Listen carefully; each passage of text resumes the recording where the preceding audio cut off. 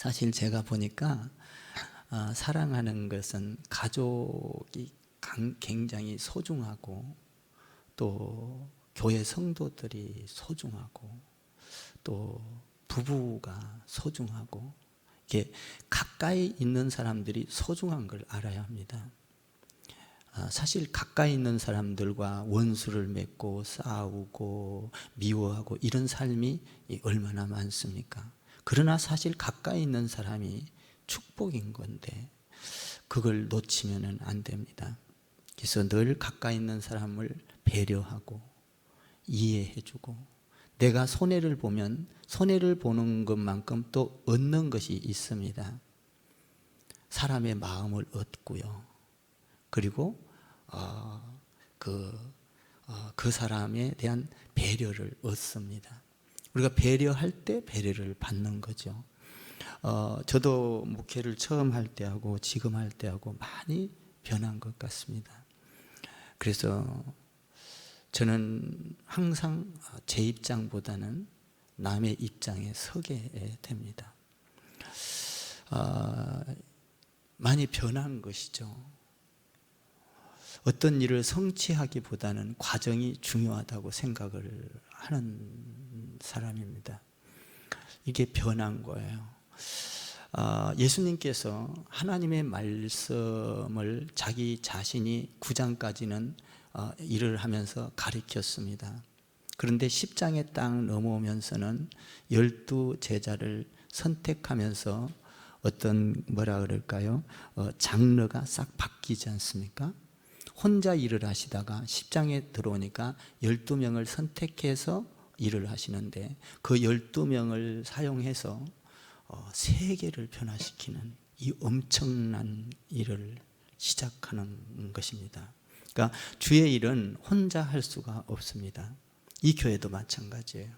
저 혼자 아무리 뛰어도 부흥이 안 되더라고요.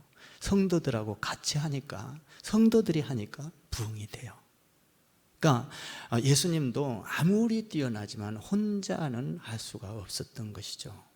그래서 이 땅에 12 제자를 많은 사람들보다는 훈련되고 하나님 안에서 주님을 사랑하는 자들을 만들어서 그들이 일을 하기를 바랬던 거예요. 그래서 12명을 택해서 이제 10장에 들어오면서 장르가 바뀌죠. 12이라는 건 놀라운 숫자입니다. 12이라는 것은 천국의 숫자입니다. 천국이 이루어졌다, 이런 얘기예요. 천국에는 12문으로 되어 있고요. 12진주, 12보좌, 이런 12이라는 것이 이 천국에는 꽉 장악을 하고 있는 것이죠. 그럼 12이 왜 천국, 여기서 12 제자가 왜 천국을 이루느냐라는 것이죠. 12 제자에는 세 그룹으로 되어 있습니다. 베드로의 그룹과, 그리고 빌립의 그룹과, 그리고 작은 야고보의 그룹이 있습니다. 우리가 지금 이야기한다 보면 부서와 팀 같은 조직입니다. 그러면 세 팀으로도 생각할 수가 있는 것이 적으니까 그 세 팀이 한 팀 한 팀이 수장을, 그 대표를 대표로 해서 4명씩입니다. 그러니까 세 그룹이니까 3, 4, 12. 3이라는 것은 하늘의 숫자를 말합니다. 4라는 것은 땅의 숫자를 말합니다. 그러면 3하고 4하고 합쳐지면, 곱해지면 12가 됩니다. 그러니까 하늘과 땅의 만남은 천국을 이루는 것이죠. 이런 의미가 이 12 안에는 들어있습니다. 그래서 예수님께서는 세 팀을, 세 그룹을 만든 거예요. 그래서 아주 관리하기 좋고 확산되어 가기 좋도록 소그룹, 소팀을 만든 것이죠. 참 이게 굉장히 흥미롭습니다. 저도 이제 이메일을 이렇게 만들 때 굉장히 고심을 했었는데요. 제 이메일이 광야입니다. 영문으로 광야. 그래서 광야를 해가지고 KWANGYA, 그리고 나서 숫자 4를 썼습니다. 광야. 사라는 것은 세상이라는 것이잖아요. 세상, 사람, 세상의 정보, 이 광야 같은 세상의 정보를 많이 공유할 수 있는 곳. 그래서 제가 제 이메일을 광야사로 이렇게 해놨습니다. 성경적인 거죠. 이런 거 하나도 그냥 하지 않습니다. 저는 성경에서 세상을 어떻게 볼까, 그 세상의 정보를 내가 어떻게 받아들일까, 뭐 이런 걸 생각하면서 그 넓은 세상의 정보의 광장이다, 이렇게 이제 광야사로 이렇게 했는데요. 어쨌든 이런 뭡니까? 우리 예수님께서 이 세상 가운데 세상을 변화시키기 위하여 세 그룹으로 12명, 4명씩을 이렇게 나누어서 이렇게 일을 하셨다라는 것입니다. 그러면 먼저 첫 번째 팀이 베드로, 안드레, 야고보, 요한이 한 팀입니다. 그리고 두 번째 팀은 빌립을 중심으로 빌립, 바돌로메, 도마, 세리, 마태, 여기까지 그 한 그룹입니다. 또 세 번째 그룹은 그 작은 야고보, 그러니까 야고보를 중심으로 다데오, 시몬, 가룟 유다. 이 가룟 유다는 사실 제 길로 갔죠. 이렇게 세 그룹으로 나눠집니다. 오늘은 이 베드로 팀부터 한번 살펴보겠습니다. 그룹이라고 해도 되고 팀이라고 해도 좋겠습니다. 그럼 베드로 팀은 베드로, 안드레, 야고보, 요한. 야고보하고 요한이 한 형제고 베드로하고 안드레가 한 형제입니다. 형제가 불러오는 경우가 많죠. 우리가 요새날에도 보면 목사가 될 때는 그 가정에 뭐 형제들이 다 이렇게 목사가 되는 경우가 많지 않습니까? 그 가정에 하나가 또 목사가 되면 또 형도 되고 동생도 되고 이런 게, 저는 참 우리 가정이 참 복되다 이렇게 생각을 합니다. 요새 목회하려고 하는 집안이 없습니다. 목사 가정에서도 그렇고. 그런데 참 저는 참 감사하게도 이 어려운 길이지만 우리 아들 둘이가 있는데 이렇게 목회의 길을 가려고 하는 것을 보면 때로는 힘들겠다 하는 생각도 들지만 좀 마음도 뿌듯한 것이 있습니다. 앞으로 하나님의 나라를 어떻게 이룰까 기대도 되고, 또 우리 자손들이 어떻게 또 하나님의 기업을 이어갈까라는 기대감도 이렇게 들고 합니다. 어쨌든 이렇게 형제들끼리의 어떤 이런 묶어져 있는 두 가정이죠. 베드로, 안드레, 야고보, 요한, 이런 식으로 묶어져 있습니다. 먼저 베드로 팀을 살펴보면 베드로가 여기에 수장인데 대표죠. 근데 베드로가 상당히 배운 사람이 아닙니다. 못 배우고 지식이 없고, 그리고 베드로는 가만히 보면 감정적이고 행동적인 사람입니다. 사실 배운 사람들은 감추고 행동을 잘하지 않죠. 교활하죠. 그리고 자기 실수를 드러내지 않으려고 하는 경우가 좀 배운 사람들의 형태입니다. 사실 삶은 그렇지 하면서 말은 곱게 하려고 하고 남한테 보일 때 그런 사람들이, 물론 다 그런 것은 아니죠. 제가 물론 배운 사람들 얌전하죠. 그러나 대개가 그런 성향을 띠기도 합니다. 그런 얘기예요. 걸러 들으세요. 또 배웠는데 배운 사람들이 또 욱하고 화내시면 안 됩니다. 어쨌든 그런 성향을 보통 이렇게 많이 못 배운 사람들이 행동적으로 막 나타내고 이럽니다. 그런데 이게 나쁜 것이 아닙니다. 하나님은 그것을 통해서 이 놀라운 세계, 하늘의 세계를 전파하는, 그러니까 12제자 중에서 가장 행동적이고 실수 많이 하고 순진하고 순수하고 꼭 어린아이처럼 그냥 불쑥불쑥 말하고, 그런데도 그 12제자 중에서 제일 많은 일을 하고 제일 정말 뭐라 할까요? 다른 사람들에게 알려진 이 사람이 베드로입니다. 베드로예요. 많이 배운 학식이 많은 사람 가룟 유다지 않습니까?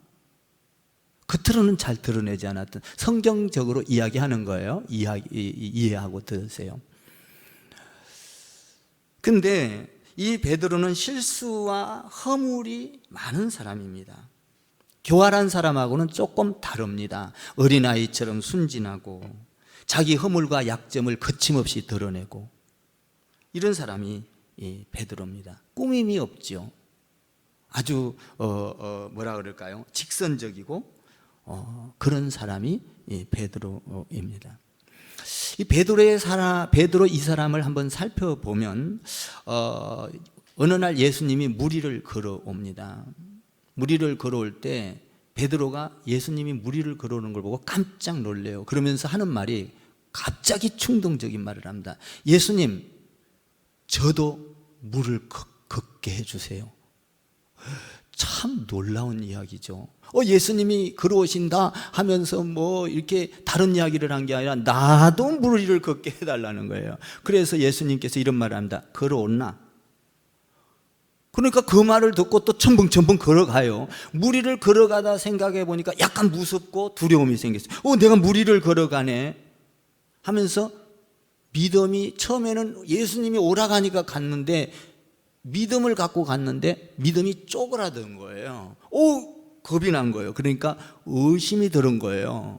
그러니까 물 안으로 가라앉습니다. 그때 예수님께서 다가가서 손을 잡아 일으키면서, 물 위에서 일으키면서 믿음이 적은 자야, 이렇게 말을 합니다. 이 믿음이 적다는 말은 뭐예요? 네가 처음에는 믿음이 있었지만 믿음이 쪼그라졌구나, 이 말이거든요. 야, 네가 처음에는 걸어오라 해서 믿음을 갖고 나를 믿고 왔는데 네 믿음이 쪼그라져 버렸구나. 여러분, 우리도 세상을 살면서 믿음을 갖고 살지만 태풍이 오고 환란이 오고 고난이 오고 이런 어떤 바이러스가 들어오고 코로나가 오고 이러면 믿음이 쪼그라들 때가 있어요. 이거 어떻게 하나? 내 경제가 어떻게 되나? 내 어려움이 오면 나는 어떻게 하나? 내 사업은 어떻게 하나? 직장은 어떻게? 여러분, 쪼그라들지 말기를 바랍니다. 믿음을 갖고 나가세요. 쪼그라들면요, 여러분들이 가라앉아요. 물속으로 빠진다고요. 죽는다, 이 말입니다. 여러분, 우리가 쪼그라들면 안 돼. 주의 일을, 이런 어려울 때일수록 여러분들이 예배 안 나온다고 마음대로 하지 마시고 여러분들이 어느 곳에 있든지 더 정성스럽게 예배를 드리시고요. 집에 있을수록요, 여러분들이 예배당처럼은 못해도 여러분들이 옷을 갈아입으시고 뭐 잠옷 입고 하지 마시고 하나님 앞에 섰잖아요. 우리가 저도 지난주에 그 시장을 만나러 갔는데요. 이렇게 우리 간담회를 했어요. 시장 하나만 만나러 가도요, 이발을 하게 되고요. 그래서 이발했습니다. 지난주에 시간이 없어가지고 할 시간이 없어요. 그래갖고 지난주에 딱 시간이 맞춰져서 주일 예배 끝나고 중간에 가서 머리를 깎고 왔어요. 화요일 날 이 시장을 만나니까. 그렇지 않습니까? 우리가 그런 사람을 만나도 좀 깨끗하게 나가는데, 우리가 지금 예배라는 것은 하나님 앞에 서는 거 아닙니까? 하나님 앞에. 그러니까 어느 곳이든지, 나는 여러분들이 어느 곳에 있든지 그 장소가 성전이 되기를 바라는 거죠. 아멘입니까? 성전이 돼야 돼요. 응? 이 베드로는 처음에는 믿음이 있었지만 믿음이 쪼그라들었어요. 여러분들이 믿음이 쪼그라들면 안 돼요. 야, 이거 코로나 어려우니까 예배는 드리지만 헌금도 안 해도 돼. 안 됩니다. 여러분, 예배는 예물이 있어야 하는 거예요. 또 여러분들이 의도적으로, 제가 이거 여러분들이 듣기 싫어도 하는 소리예요. 왜냐하면 축복을 받아야 되니까. 저도 의도적으로 헌금을 합니다. 왜? 어려울 때 내 삶도 중요하지만 교회를 중요시 여기는 거죠. 하나님을 사랑하고 교회를 사랑하고 이런 것들이 이런 코로나 시대 때도 여러분들의 마음과 중심을 보시는 분이 하나님이십니다. 다윗을 아십니까? 다윗은 정말 인정받지 못한 말죄였어요. 여덟째였어요. 그런데도 그는 정말로 하나님을 중심으로 그가 맡은 일을 충실히 할 때 왕으로 뽑히고 그를 통하여 예수 그리스도가 태어납니다. 어려운 시대일수록 하나님이 나를 어떻게 보고 계실까? 여러분, 믿음이 쪼그라들지 않기를 주님의 이름으로 부탁을 드립니다. 믿음이 쪼그라들었을 때 베드로는 가라앉아 버렸어요. 믿음이 적은 자여 어찌하여 네가 믿음이 쪼그라졌느냐? 일어나라. 이렇게 세워. 이런 베드로였습니다. 두 번째 베드로는 또 어떤 베드로냐면 밤이 새도록 고기를 잡았습니다. 그런데 밤이 새도록 고기를 잡으려고 잡았는데 빈배였습니다. 빈배였을 때 나와서 그물을 씻고 있는 걸 보고 예수님께서 찾아가셨습니다. 찾아가셔서 야, 고기를 한 마리도 못 잡았니? 그러면 저쪽 깊은 데로 가서 그물을 던져라. 여러분이 잘 아는 사건 아닙니까? 사실 아침에 깊은 데 고기가 있는 게 아니에요. 베드로는 이것을 너무나 잘 알았어요. 전문가였어요. 고기 잡는 전문가. 사실 예수님은 고기 전문가 아니거든요. 그런데 이 전문가도 아닌 사람이 그렇게 할 때 무시당한 것 같고 화낼 수 있어요. 그런데 베드로는 예수님의 말씀을 순종해서 깊은 데 가서 던졌어요. 던졌더니 고기가 그물이 찢어질 정도로 잡혔어요. 그때 베드로가 하는 말이 놀랍습니다. 베드로는 아주 솔직한 사람이에요. 물속도 깊이 아시는 주님이 나를 얼마나 알까? 주님, 나는 죄인입니다. 주여, 고기를 많이 잡으니까 막 할렐루야, 아멘, 좋습니다. 박수를 친 것이 아니라 주여, 나는 죄인입니다. 나는 주님 앞에 온통 다 들켰습니다. 주님, 내 곁을 떠나주세요. 베드로 아주 탁월하죠. 이야기가. 주님, 나는 죄인이에요. 주님, 내 곁을 떠나. 아주 솔직한 베드로입니다. 아주 순수하죠. 예수님의 그 영적인 권위 앞에서 꼼짝을 못한 거예요. 여러분, 우리는 영적인 권위 앞에 우리가 볼 때 우리는 베드로와 같은 심정을 가져야 합니다. 영적인 권위가 있는데도 불구하고 그냥 막 대들고 이러지 않아요. 베드로는 그 권위 앞에서 주님, 저는 죄인입니다. 나를 다 보셨군요. 예수님, 내 곁을 떠나주세요. 베드로가 이렇게 솔직하고 이렇게 담백하고 성격도 급하고 이런 사람이죠. 베드로를 살펴보는 거예요. 지금 또 베드로는 이런 말을 합니다. 예수님께, 예수님, 나는 예수님을 따를 때 나는 죽기까지 따르겠습니다. 배반하지 않겠습니다. 그래요. 예루살렘에 올라가서 고난을 받고 그리고 체포당할 것이고 죽임을 당하고 부활할까 그랬더니 이 베드로가 아닙니다. 예수님, 내가 맡겠습니다. 난 죽기까지 예수님 따라가. 요새날로 말하면은 많은 사람들이 교회 와서 대부분 이런 말을 합니다. 나는 이 교회에다 뼈를 묻겠습니다. 좋은 말이죠. 뼈를 묻겠다. 얼마나 하나님이 기뻐할 말입니까? 그런데 조금만 시험 들면 온데간데 없습니다. 베드로도 그랬어요. 베드로도 뼈를 묻겠다. 쉽게 말하면 나는 뼈를 묻겠습니다. 예수님을 위하여 죽기까지 따라가겠습니다. 그래 놓고는요, 예수님이 체포됐을 때요, 베드로가요 어떻게 했습니까? 멀찌감치 따릅니다. 잡혀가면은 자기도 고생하고 자기도 어떤 곤장을 맞을까봐, 어떤 감옥에 들어갈까봐 겁이 나서 베드로도 어떻게 합니까? 예수님이 체포돼서 신문을 받고 곤장을 맞고 이럴 때 멀찌감치 따라가서 어떤 계집종이 너 같은 패지? 그러니까 뭐라고 합니까? 아니야, 난 예수님 알지도 못해. 몇 번 부인합니까? 3번을 부인합니다. 그때 닭이 울어요. 예수님을 따른다고 그렇게까지 내가 장담해놓고 이렇게 허물어지는구나. 이런 베드로. 사실 우리와 비슷한 성격이 아닙니까? 성향이. 우리도 예수님을 잘 믿고 잘 따른다고 하지만 환란이 오고 태풍이 오고 어떤 쓰나미와 같은 것이 오고 코로나 같은 것이 오면 우리의 신앙이 쪼그라들고 오히려 교회 다니는 것을 부끄러워하고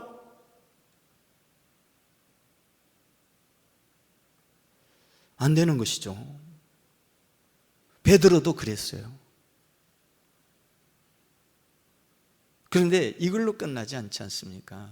베드로는 이런 베드로였어요. 그런데 베드로가 이렇게 하면서 12제자 중에 가장 감동을 많이 주고 감격을 많이 하고 그리고 뭐 막 기적도 많이 일으키는 사람이 베드로입니다. 큰 두 번째로 보면 베드로는 열정이 있고 리더십도 있었어요. 베드로가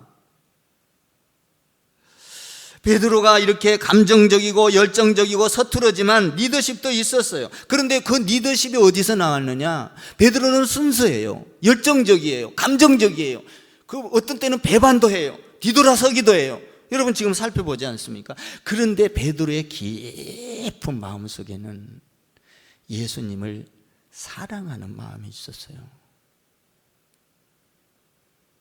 때로는 불퉁불퉁하고 뭔가 마음대로 지 마음대로 하지만 예수님에 대한 연민, 예수님에 대한 사랑, 이것이 마음속에 깊숙이 있었어요. 사실 교회도 그렇지 않습니까? 뭐 어떤 때는 삐지기도 하고 성도들도 어떤 때는 상처받기도 하고, 그런데 그 마음속에 그렇게 하면서도 목사님이 보기에는 그 마음속에 교회를 깊숙이 사랑하고 성도들을 사랑하고 목사님을 깊숙이 사랑하는 것을 보게 돼요. 베드로처럼 그렇게 상처를 받고 이리저리 이랬다 저랬다 해도 그게 이쁜 거예요. 왜? 교회를 깊숙이 사랑하고 있는 마음이 있으니까. 예수님은 베드로의 그 마음을 아셨던 거예요. 네가 지금 배반을 하고 다 굴기 전에 3번 안 한다고 했지, 너 부인 안 한다고 했지, 그런데 해버렸어요. 예수님이 죽으시자 도망가 버렸어요. 부활해서 보니까 다 도망가 버렸어요. 오메. 응? 이런 베드로. 그런데 그 마음 속에는 깊숙이 예수님을 따르는 마음이 있었어요. 사랑하는 마음. 이것을 예수님이 아셨던 거예요. 이 베드로는 배운 게 없어요. 학식이 없어요. 그리고요, 요한복음 21장에 보면요, 예수님이 부활하시고 나서요, 제자들한테 가요. 가니까 고기를 잡고 있는 거예요. 도망가가지고 다시 자기 직업으로 돌아가 버린 거예요. 그래서 고기를 잡는데 가보니까 빈배요. 또 그래서 예수님이 이래요. 베드로하고 요한하고 있는데, 야, 그물을 오른쪽에다 던져. 그러면 잡힐 거야. 그때 베드로는 아무 말을 안 합니다. 오른쪽에 던졌는데 고기가 엄청나게 많이 잡힌 거예요. 근데 그걸 보고 요한이가 있다가, 야, 예수님이다, 메시아다, 예수님이다, 주님이시다, 이러는 거예요. 그러니까 베드로는 거기서 듣고 있다가 아무 말을 못 하는 거예요. 왜? 3번 나 죽기까지 따른다고 해놓고 주님이 나타났으니 아이고 할 말이 없는 거예요. 도망 안 간다고 했는데 도망가갖고 할 말이 없는 거예요. 베드로. 그렇게 불쑥불쑥 말하던 베드로가 말을 못하고 있는 거예요. 주님이시다. 요한이 그러니까 가만히 침묵하고 있는 거예요. 왜 그랬을까? 베드로가 아무 말을 못하고 있으니까, 야, 고기 잡은 거 이리 갖고, 예수님이요 그걸 보고 말하지 않아요. 야, 베드로, 너 왜 도망 안 간다고 해놓고 도망갔어? 너 나를 죽기까지 따른다 해놓고 너 왜 3번 부인해서? 이런 말 하지 않아요. 예수님이. 그 가만히 있는 그 베드로의 심정을 우리 예수님은 아신 거예요. 그 심정을 아신 거예요. 그 심정을 아시고 우리 예수님께서 뭐라고 하냐면, 야, 고기 잡은 거 일로 가져오나. 갖고 왔어요. 그때 숯불을 피우고 장작불을 피웠어요. 피우고 고기를 굽기 시작했어요. 굽기 시작해서 잘 구워가지고 베드로에게 주는 거예요. 잘못을 꼬집지 않고 베드로에게 주는 거예요. 베드로야, 이것을 받아 먹으라. 그러면서 우리 예수님이 이런 말을 해요. 베드로야, 네가 나를 사랑하느냐? 예, 사랑합니다. 사랑이 깔려 있던 거예요. 그때 또 다시 예수님이 말을 합니다. 네가 나를 사랑하냐? 그때 베드로가 이런 말을 합니다. 예수님이 저를 잘 아시잖아요. 이렇게 내가 배반을 했고 내가 뒤돌아섰고 이렇게 다 굴기 전에 3번 부인을 했지만 예수님이 나를 아시잖아요. 내 마음속에는 예수님을 사랑하고 있는 마음을 예수님 아시잖아요. 그러니까 우리 예수님이 뭐라고 합니까? 내 양을 먹이라, 내 양을 치라. 뭡니까? 교회를 맡기는 거예요. 교회, 성도를 맡기는 거예요.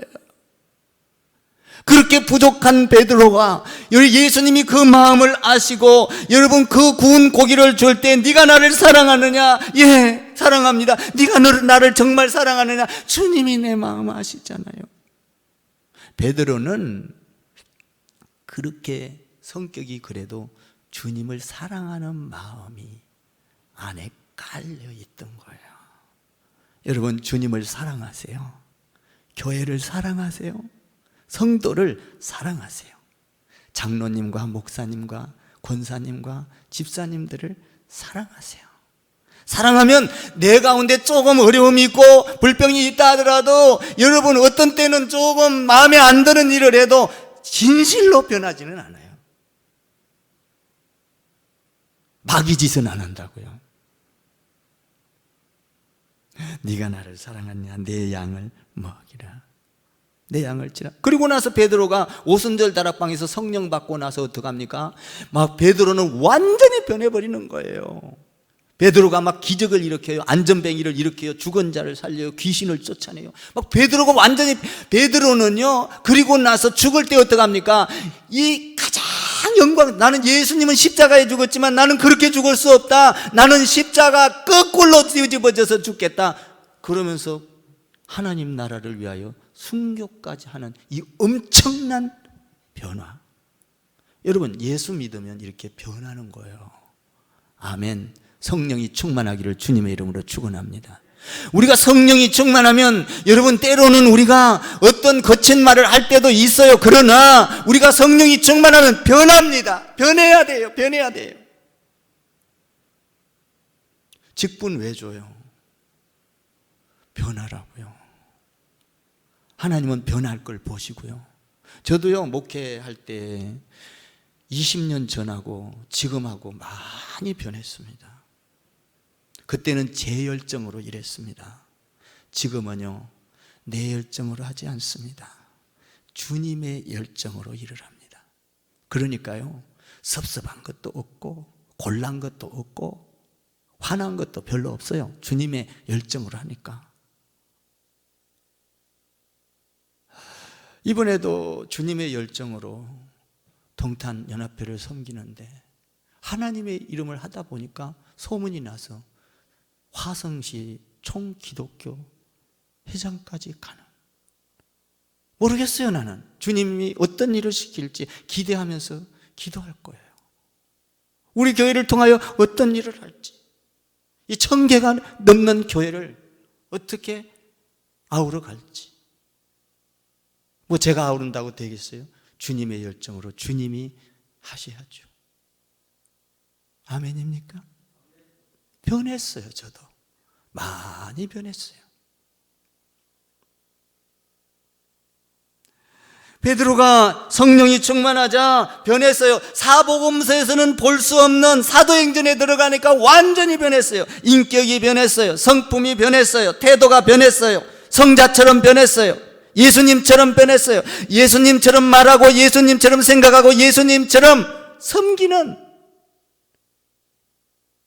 예수님처럼 기대하고 바라는. 여러분 우리가요 주님 안에서 기대하고 바란다는 건 대단한 축복이에요. 소망이 있는 거예요.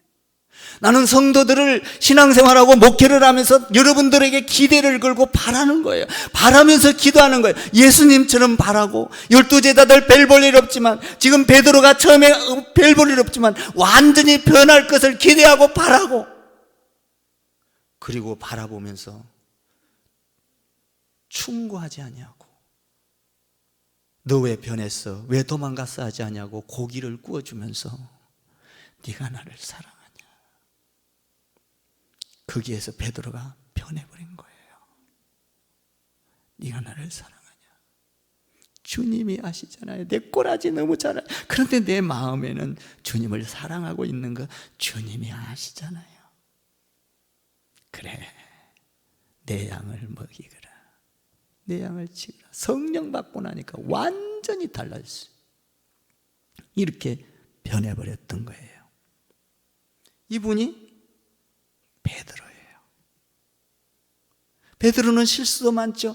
그런데 그것을 하나님의 역사 속에서 우리 인간사가 다 베드로를 닮은 사람들 아닙니까? 솔직히 이런 사람들을 잡고 예수님의 손에 붙잡히기만 하면 놀랍게 쓰임받는다는 사실입니다. 나를 변화시키고, 가정을 변화시키고, 이웃을 변화시키고, 세계를 변화시킬 수 있는 것은 주님의 손에 붙잡힐 때만 가능한 거예요.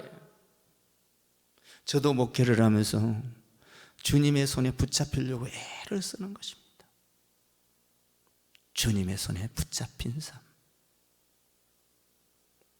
그리고 안드레를 생각해 봅시다. 안드레는요, 베드로의 동생이에요.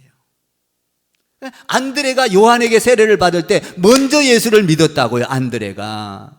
베드로, 안드레, 야고보, 요한이지 않습니까? 이 그룹이. 안드레가 먼저 예수를 먼저 믿었다고. 안드레는 베드로처럼 이런 극적인 삶을 살지 않았어요. 베드로처럼 충동적이거나 베드로처럼 어떤 뭡니까? 아주 설일이 넘치는 삶, 이런 게 없어요. 안드레는요. 안드레는 어찌 보면 거창한 일을 한 사람이 아니에요. 베드로는 거창한 일을 하지 않습니까? 막 이랬다 저랬다 하면서 그냥 막 아주 세상을 깜짝 놀라게 하죠. 그런데 안드레는 안 그래요. 먼저 믿었는데 조용히 믿는 사람이에요. 그 사람은요, 큰 일은 하지 못했어요. 그래도 예수님의 제자예요. 근데 뭐냐? 안드레를 가만히 살펴보면 상당히 종교적이고 조용하고 성품이 굉장히 온유해요. 베드로처럼 그런 성품이 아니에요. 막 극단적인 이런 게 아니에요. 저는 이 두 개를 가진 것 같아요. 저도 상당히 이런 베드로 같은 어떤 게 있으면서도 저는 굉장히 차분하고 생각하고 또 많은 것을 이렇게 되짚어보고 저는 그럽니다. 뭘 함부로 그냥 부스부스 하는 게 아니에요. 충분히 생각하고 기도하고 거기서 녹아나야 움직이는 편이죠. 양면성을 갖고 있는 것 같아요, 저는. 근데 베드로와 이 안드레는 이런 성품이 완전히 다릅니다. 그런데 이 안드레를 가만히 보면 큰 일은 못했어도 주님 안에서 아주 훌륭한 일을 합니다. 뭐냐면, 이 안드레가 베드로 형님한테 가서 이럽니다. 형님, 뭐 형님이라는 말은 없어요. 제가 하는 거예요. 형님이니까. 형님, 내가 메시아를 만났어. 주님을 만났어. 한번 와서 들어볼래? 그분은 우리를 구원할 수 있어. 그래서 베드로를 예수님께 안내합니다. 다시 말하면 전도죠. 여러분, 형제를 전도한다는 거, 가까운 사람 전도하기 쉽지 않지 않습니까? 가정을 전도하기 쉽지 않지 않습니까? 근데 이 안드레는 자기 형을 예수님께 인도합니다. 이 안드레가 베드로처럼 훌륭한 일, 극적인 일은 못 했을지 몰라도 이렇게 훌륭한 사람을 주님께 인도하는 일을 했다는 얘기예요. 여러분, 우리는 이 교회에서 와서 막 극단적인 일, 충동적인 일은 하지 않을 수도 있어요. 그러나 기적적인 일은 하지 않을 수 있어요. 그러나 우리는 전도를 해서 베드로처럼 주님의 일을 할 수 있는 사람을 주님께 인도할 수는 있어요. 할렐루야. 여러분, 서대반을 기억하십니까? 일부 때 이 서대반이 갑자기 기억이 안 나는 거예요. 서대반도요, 죽을 때 여러분 웃으면서 죽었고 돌에 맞아 죽을 때 천사의 얼굴을 했잖아요. 그걸 보고 있던 바울이, 야, 저는 어떻게 저렇게 웃을 수가 있는가. 그래서 서대반을 보고 예수를 믿게 된 바울입니다. 여러분, 바울을 전도했어요. 순교로 전도했을 때 성경을 13권 쓰고 전 세계를 뒤집어 놓는, 그러니까 그는 단지 죽었을 뿐이에요. 그런데 이 하나님의 미랄이 땅에 떨어져 엄청난 효과를 거두었던 거예요. 여러분, 이 안드레는 특별한 일한 거 없어요. 그냥 베드로를 전도했던 거예요. 베드로를 전도했더니 이 엄청난 큰 일을 한 거는 없어요. 그런데 자기가 맡은 일을 충성을 했어요. 그랬더니 엄청난 거물이 걸려든 거예요. 형님, 참 대단한 것이죠. 그래서 베드로를 전도해 왔던 것이죠.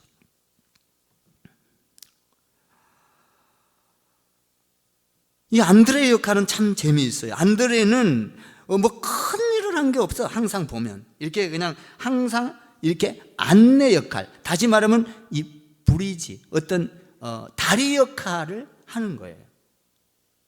요한복음 6장 이하에 보니까 이런 게 있어요. 예수님이 어느 날 들에서 말씀을 막 가르쳐요. 그러니까 막 사람들이 엄청나게 몰려요. 5,000명이 몰렸어요. 거기에는 뭐 어린아이까지 다 합치고 말하면 10,000명, 15,000명 뭐 있다고 예상을 하는 거예요. 근데 예수님의 말씀이 얼마나 달고 오묘하고 좋은지 그 말씀에 쏙 빠져들어갔어요, 사람들이. 그래서 그 말씀을 듣고 있다가 시간이 간 줄 몰랐어요. 시간이, 요새는 뭐 설교도 20분만 넘어가면 기니 짧니 막 이러잖아요. 제 설교는 예수님 설교를 따라갈 수가 없어. 그래서 지루한가 봐. 근데 예수님은 말씀을 얼마나 잘 가르치는지 쫙 빠져들어요. 아침부터 가르쳤는데 점심, 저녁 밥을 굶고 한 거예요.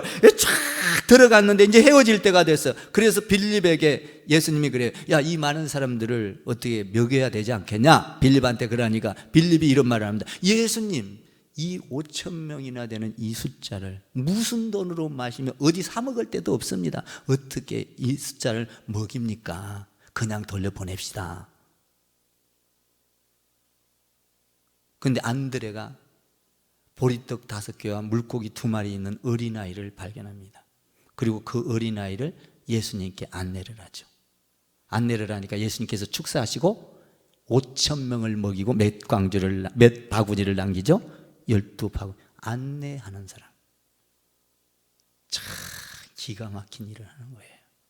하나님의 나라를 안내해서 여러분 뻥튀기보다도 더 크게 엄청나게 하나님의 나라를 선포해내는 안드레.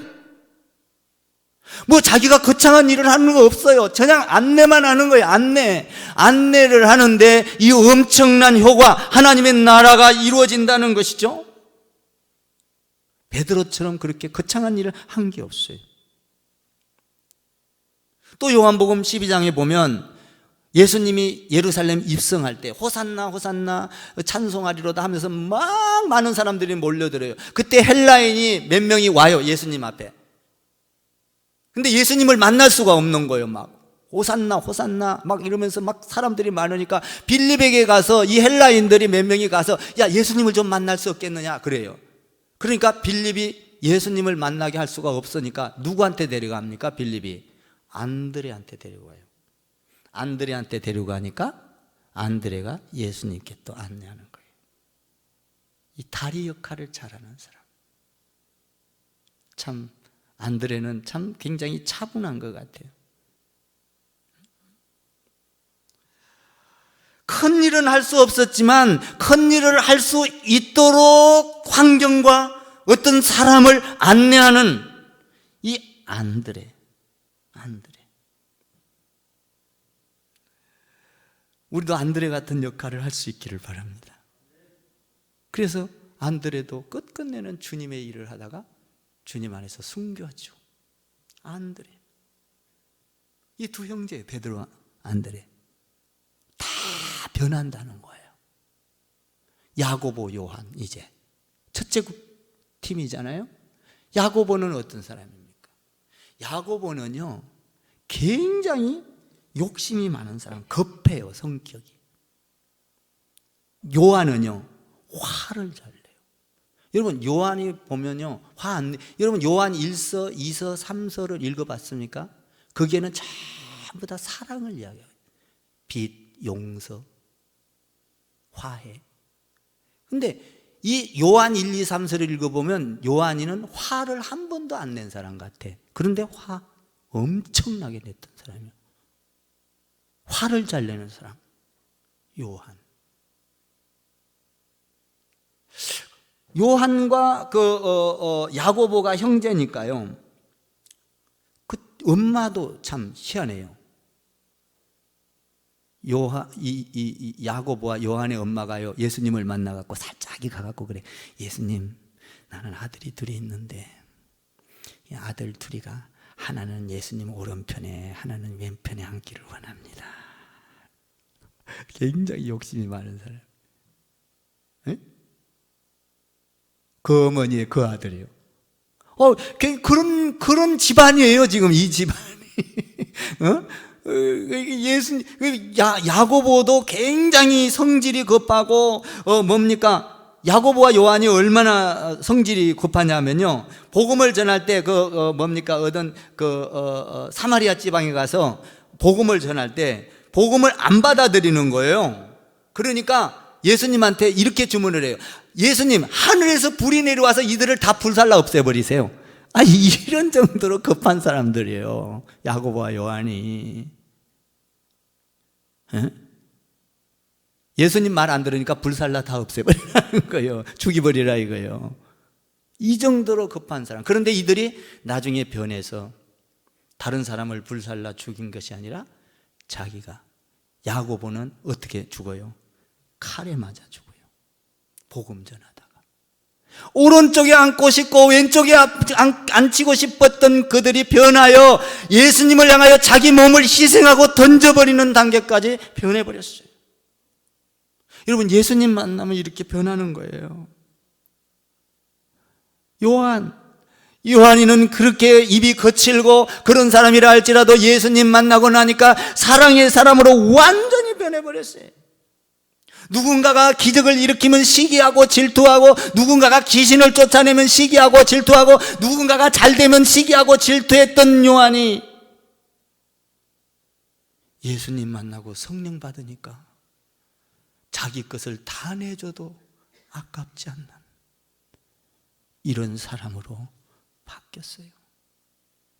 여러분, 예수 만나면 바뀝니다. 성격이 바뀌고 성품이 바뀌고 생각이 바뀌고 삶이 바뀝니다.